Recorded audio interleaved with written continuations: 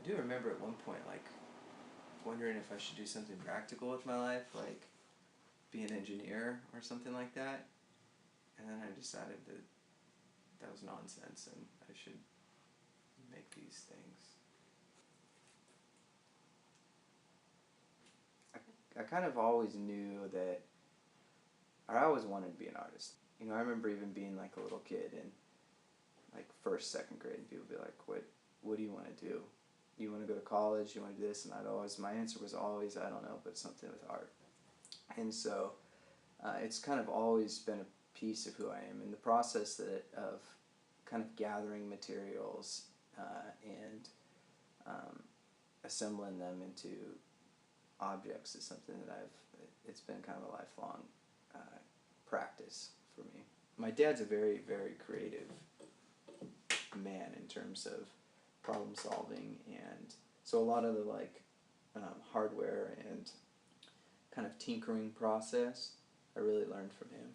Yeah. And my mom, she saw like this kid likes to draw, and so she just kept me supplied with as many art supplies as she could. Up until I was about 19 maybe, my end result was I wanted to make something that I could show somebody and they would say, like, you are an awesome artist, right? And then there was a real transition point where I made this drawing that was terrible by all standards of, does this look like what you were trying to draw? But there was something in that drawing and in the experience of making it that was so freeing. Felt like God set me free and just said, make whatever you want out of whatever you want. Look at this stuff I make. I put fish heads in jars. It's a very strange mix, the type of work that I do.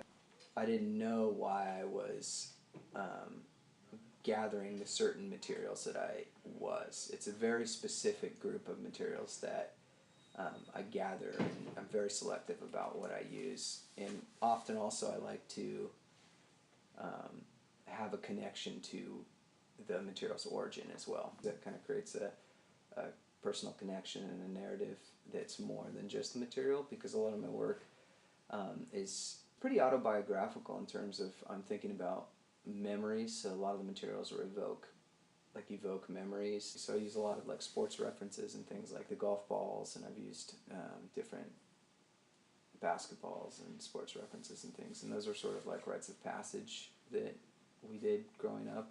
So I like to use those references in the work. And it's interesting also because some of the new things I'm thinking about is,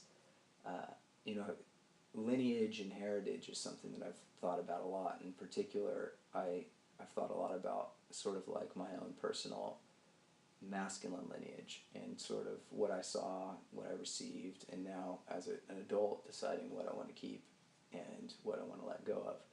And so it's interesting also now thinking about what that heritage or lineage will look like moving forward with my own children. And so I think it's important to come back to these materials because for me that's kind of where I'm at right now. I'm returning home and using these things as a way of processing and thinking about the future. And I'm at an interesting transition point because the older work was very much thinking about kind of specific male mentors that I'd had. And now I'm sort of moving into a space where I'm thinking about kind of my own life more or less.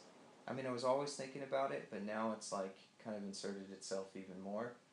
This is like one of my, these two things are kind of always kind of like my mottos. It's like I like people to leave hungry and full, and then also I like the pieces to answer their questions but also ask questions. Like I really, I'm making work about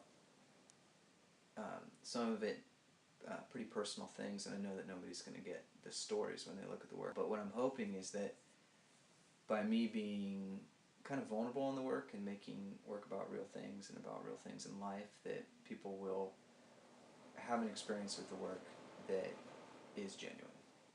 For me, a piece is successful if somebody leaves and they're still thinking about it. So I like to make people curious, and I feel like curiosity is sort of a back door into people's attention.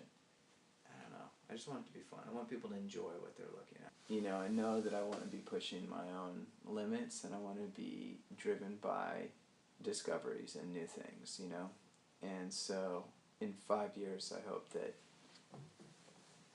that's what I'd like to be. I want to be continue to make art, and I want to be showing my work, you know? I think it's important for it to leave the studio and have a life outside of what I'm doing here.